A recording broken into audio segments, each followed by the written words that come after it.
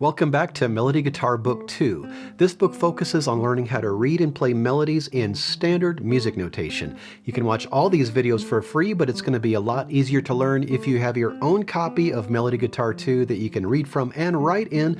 Plus, you can feed a music teacher, so I'll leave a link in the description. We're on pages 76 and 77. In this lesson, I'm going to show you accidentals, specifically sharps and naturals.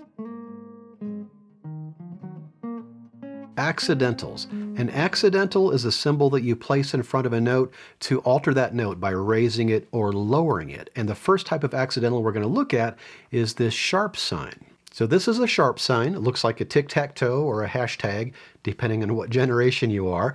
And what a sharp does, it raises a note a half step. Remember from the last lesson, a half step is 1 fret's distance. So this C right here, if you add a sharp sign in front of it, it becomes a C sharp, and you raise it from 1st fret to 2nd fret, or a half step higher. So C, C sharp. If an accidental, such as a sharp, is added in front of a note, and then that note appears later on in the same measure, that note is also affected by the sharp. And this is called the rule of accidentals. Now it resets the following measure. For example, we have D, C sharp in this measure, D, and this is still going to be a C sharp because it falls within the same measure. It doesn't have to have the sharp sign in front of it as long as the earlier C has a sharp. So again, D, C sharp, D, C sharp. Now in the next measure, it resets. Now it's going to be D and C, D and C. So that's sharps, raises a note a half step or 1 fret. Let's talk about naturals.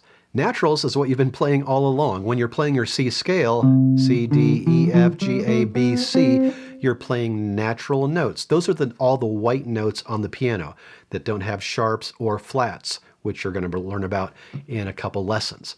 So this is what a natural sign looks like. And when you place a natural sign in front of a note, you play it, quote unquote, naturally. In other words, the way you've been playing it all along. And you can use a natural sign to cancel out a sharp. For example, in this little measure, we have 2 C sharps in a row, C sharp. The second beat is also C sharp because of that rule of accidentals. But on beat 3, we have this natural sign. It cancels out the C sharp, changes it to C natural. In other words, the way you've been playing a C all along. And then that natural applies to any other C's on the measure, like that 4th beat.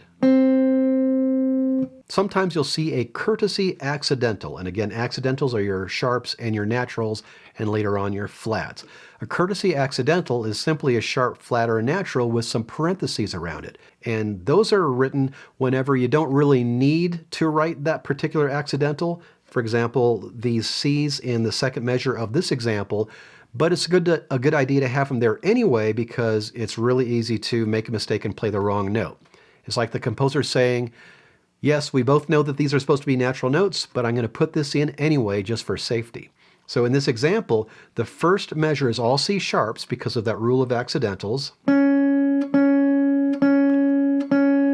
The second measure is all C naturals. Now we don't need that first C natural. However, if you just got done playing a whole bunch of C sharps, it's tempting to think you're supposed to keep on playing C sharps, like maybe the next 4 are, maybe there's just a typo and there's supposed to be a sharp sign there. So it's the composer's way of saying, nope, that is indeed natural. So those would be played as C naturals, or just C as you've been playing it.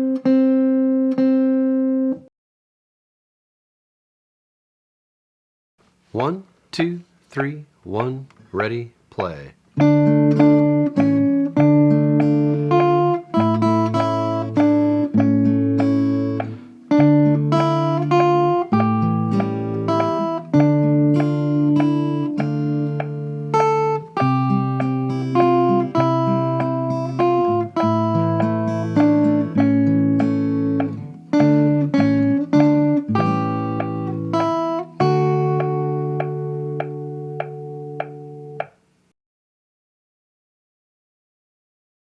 On page 77, we have number 149, Coventry Carol. This is one of my favorite carols.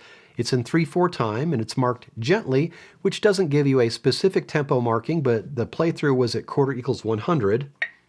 So there's your 100, but you could certainly play this slower or faster if you like. This one has a few sharps in it. As a matter of fact, in the first measure, we have D, D, C sharp.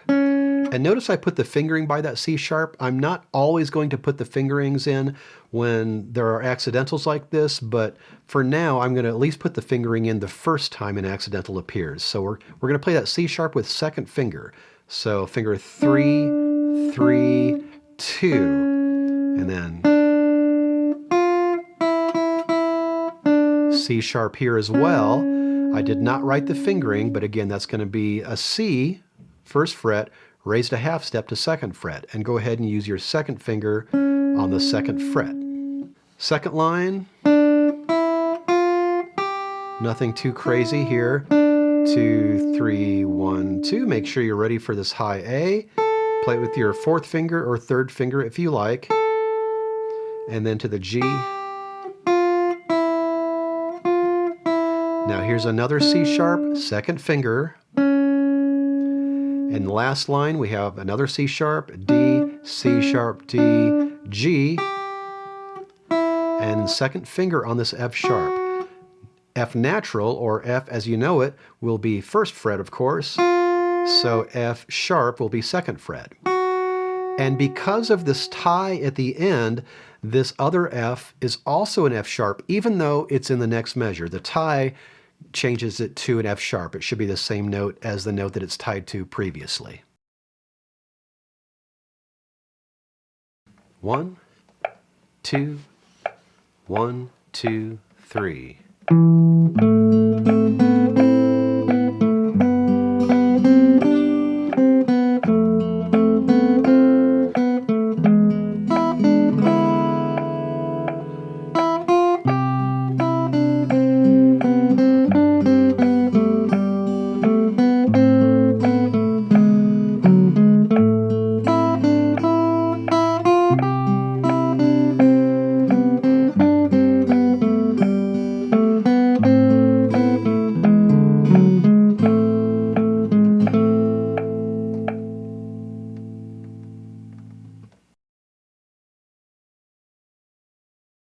At the bottom of page 77, we have number 150, the Oak and the Ash.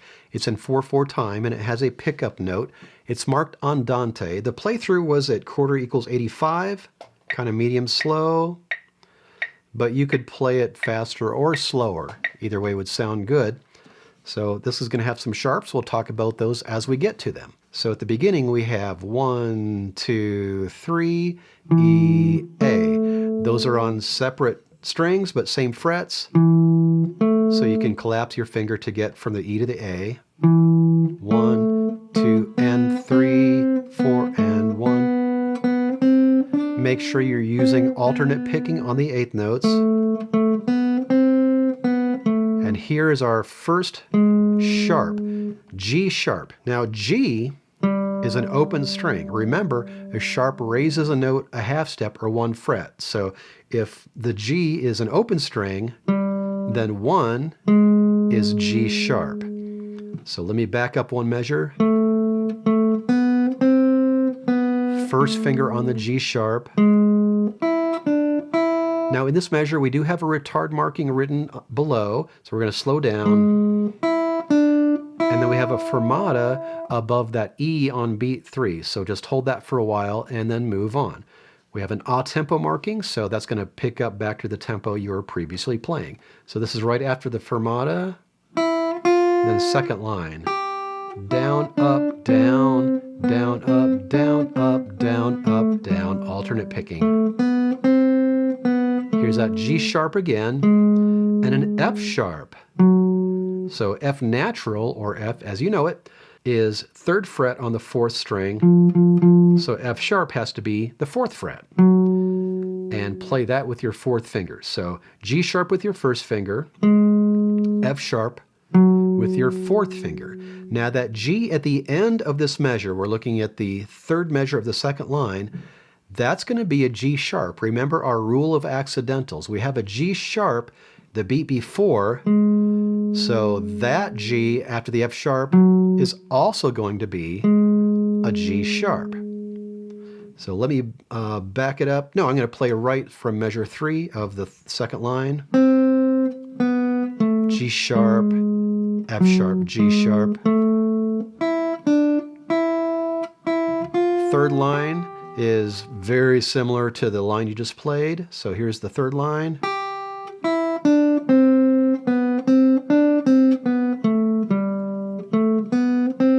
Here's that G sharp again, F sharp fourth finger to G sharp. A, G sharp, A. So A with your second finger, G sharp with your first finger.